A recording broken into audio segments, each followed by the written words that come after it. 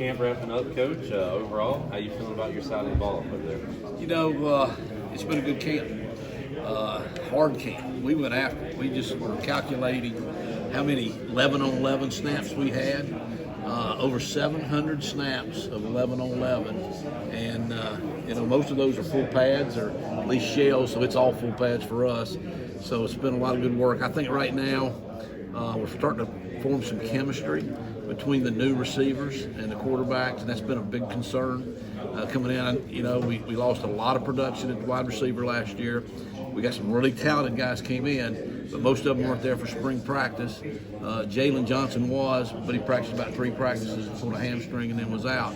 So, early in the camp, it was there, just a little off, starting to come together. I think today, offensively, we came out very, very well. And then the other concern I've had is that the Holt Nailers are doing pretty good, and some of the starters are doing really good. Our 2s and 3s weren't doing very well. It's tough going against our defense because they're so multiple, so complex, and sometimes the young guys struggle for a while. They had by far their best day today, so I'm in a pretty good mood. How about that third running back spot? I know it's something you were asked about a lot. Earlier this week you said Marlon Gunn had the upper hand at practice that particular day. Is that like a day-to-day thing almost? I think it's been kind of just a gradual thing. Marlon has continued to impress us just with his ability, his maturity. I don't think the game's too fast for him right now. A lot of times for a freshman, he's just not ready. That adjustment from high school football to college football, just like I'm sure to the next level, then they have to adjust. He doesn't seem like that's bothering him. I think he's probably solidified that after today's scrimmage, though I will say Camaro Edmonds has definitely shown that he has the ability. He's got a hold on the ball, had one fumble today, but that's about the only negative about him. He'd gotten sick when we had that little stomach virus or whatever went around. He missed literally like 4 days. That put him a little bit behind. Pop, McKay is still in there. We've still given him a lot of opportunities. We're going to need them all. You know what I'm saying? I know it always seems like, well, you got too many, because you got Rajay, you got Keaton, but Keaton's been out for a couple of days. And so all of a sudden you're like, well, where is that next guy, And right now that room, I think Chris Foster's pretty excited about it. Coach, there's been a lot of praise about the offensive line. What is specifically setting them apart this year from years past? I just think we're more physical. I'm saying for the first time since I've gotten back, we look like a Division I Atlantic, or an American Conference type team, or like those other leagues because we're big, we're physical. I think it's a group that likes football. And you know what, really, you kind of travel on the morale of your offensive line, because if the offensive line has got juice and they're energized and they're really like to play physical, you're going to have that kind of offense. And right now, they're playing physical and they're acting like they like being there. What have Rajay and Keaton done to get even better? Because we always hear, we know what we got in them, but they're not just sitting out. They're working. So what have they done to improve? Well, I think, they become more of a student of the game. They see the big picture. They can tell you what everybody else do on any offensive play, which I think that's important because they got to know how all the pieces work, to be successful and understand how things operate. But I think that's the biggest part of what they have done is improve the knowledge of the game and become more of a student of the game. Coach Houston has said he's pleased. The execution's not always there, but the effort's always there. It's got to be easier on a coach when you don't have to coach effort. And to me, like I said, that's non-negotiable. In my room is effort. And, them two already, it was already in them. That was their mindset and mentality. So you're right, it make it a whole lot easier. But also, it trickles down and affects the other guys once they see how hard them other two work. How did the scrimmage go earlier today? Sounded like the offense did a little better than the previous week. We did. Like I say, how it is. For the most time, you come into camp, the defense is always going to be a step ahead. But the guys really have worked hard this past. We had a great week of practice, which led to a pretty good scrimmage. Despite a couple of turnovers, but on the execution part, I thought all cylinders were clicking. Thanks, Coach. Coach, sounds like Coach Houston said the offense picked it up this week after maybe the defense went the last scrimmage. So what improvements did you see this week during practice leading up to the scrimmage today? Well, we had a good week of practice. Just like any game week, they had a good week of practice and they were very competitive and executed and made plays, and they carried over to this morning. Sounds like C.J. Johnson has come in maybe with a different mindset and is doing very well. How has he come back with his team? He's doing great. He's doing a great job. He's being the playmaker that we thought he'd be. He's made the transition from outside to inside with me. So he's in the room with Shane and Ryan, and it's been great. Just to have those three guys kind of be able to rotate it. It gives you a lot of flexibility. Coach, before you got here, the tight end room was bare. Now you got a ton of guys to work with. That's a stacked room, right? Well, we're very fortunate to have all those talented guys. Everyone talks about Shane and Ryan. Aaron Jarman's a kid that works his butt off and doesn't get a ton of recognition, but they work at it. They've become much better in the run game, much better in the pass game. So as they continue to improve, we'll continue to involve them. How about the offense as a whole, Holden Ahlers? How is he clicking with Isaiah, with CJ returning, with Jalen, all the new guys on the roster? He's got a ton of weapons. We sit there and have to make sure, we've got 6 or 7 guys we got to get the ball to. And Holden does a great job making it work, and I think the time that those guys were able to spend this summer is showing up right now. Yeah, one ball to go around to all those weapons. So how do you? That's your job, right, to find that balance with everybody. It's a management issue because they all want the ball, but they do a great job. And I think in as much as that, they block for each other, they support each other, they cheer for each other. So Coach Boyette and I work a ton together with the entire receiver tight end room. So it's a good combination all the way around. With camp wrapping up, what is the focus these next 2 weeks before the season opens? Wolfpack, man. We'll start today and get ready for them when they come in town in 2 weeks. Thanks, Coach. Thank Good you. luck, man. You can bring in guys like Moore and Red. How quickly does it click with you, what you want to do, what they've already learned in their career? How does that go? Well, there's some unlearning. The fundamentals that we teach are going to be similar. Football's football, but the things. No, I'll give you a great example. I can answer that question this way. Parker made the statement to me that where he came from, the focus was so much on assignments and not so much on fundamentals.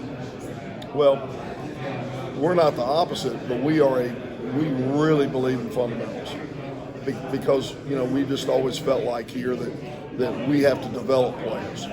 And so how do you take for lack of a better term, a 2-star guy and make him into a 3 or 4-star guy? We got to teach him how to play. Well, he has made that statement to me on more than one occasion we stress that so much here. So that's a little bit of a learning curve for him. Understanding defenses and assignments, he's like that. I mean, he's played, he gets it. But I think each one of them has an individual,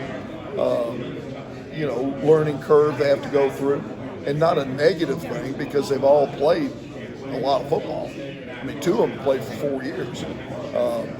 But the way we do it, the things that we stress, a guy like Ben having to go from tackle to center, that's obviously a big transition. So he's having to learn like he's a freshman. So and then Justin, he was a guard. We're playing him at tackle and guard, and so there's a little bit more on his plate as far as assignments and so forth. Did the sickness that went through the team last week affect weights on your offensive line? How did everybody come out of that weird deal? Well, offensive linemen, it takes them about 12 hours to eat back to where they should be. So that wasn't an issue. Yeah, good deal.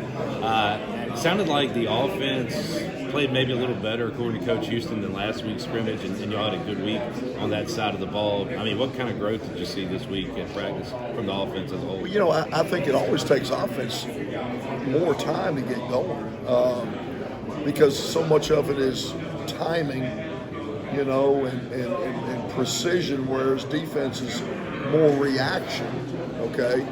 It's naturally going to take a little bit longer, but I thought we started to make some big plays. I think our kids they've competed their tails off from since day one. And I think, some of the fundamentals that one thing's competing, but the other thing is competing correctly. I think someone will start to really, I remember how to do that. Okay, I know how to do that. And so we're getting a lot more of the how to do it accomplished. And so that lends itself to making big plays. We've talked a lot about how far the offensive line has come since you have been here, and also the defensive line. So how about together, those battles? I mean, you got to have some great battles going on in practice. Right? Well, I look out there. I look out there when we scrimmage and the third team is in there, and I look across the line and they've got 2 starters. You know, because maybe they've been beaten out. You know, 2 guys who started here before. So it just forces everybody to bring their A game to work every day. Far removed from the play days, I guess.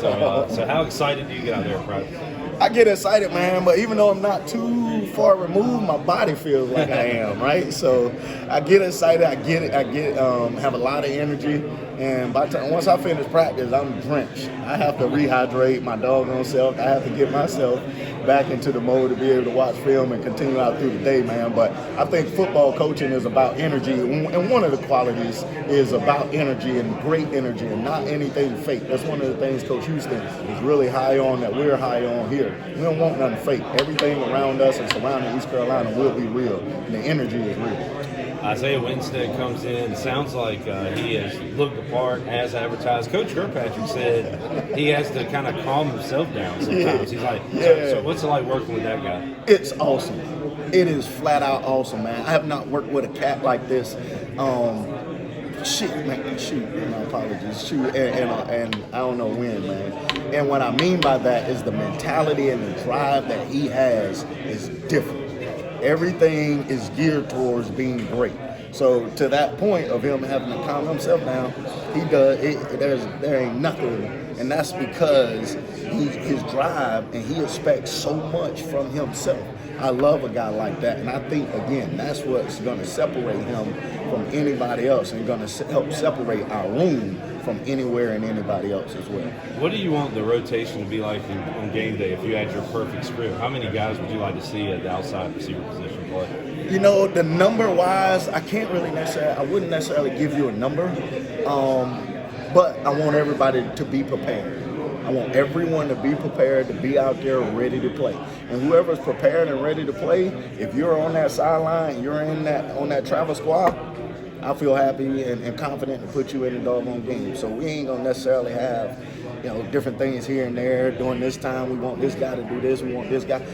They all need to be prepared. They all need to be able to do everything. They all need to be interchangeable. And the more guys we can teach and coach and prepare to be that way, I think the better we will be as an offense and as a unit here at East Carolina. You got multiple reasons not to like the guys in red now. So, so how excited are you to take the field and take on the Wolfpack? Well, that's been going on for a while with me, right? No, I'm very, very excited. As you said, they obviously who they are, in the standings and everything there. So it's going to be good to have them in this stadium September 3rd with 51,000, the boneyard rocking, our ass in here, geared up, ready to roll. Come on, let's go get it. Thanks, man. Yes, sir.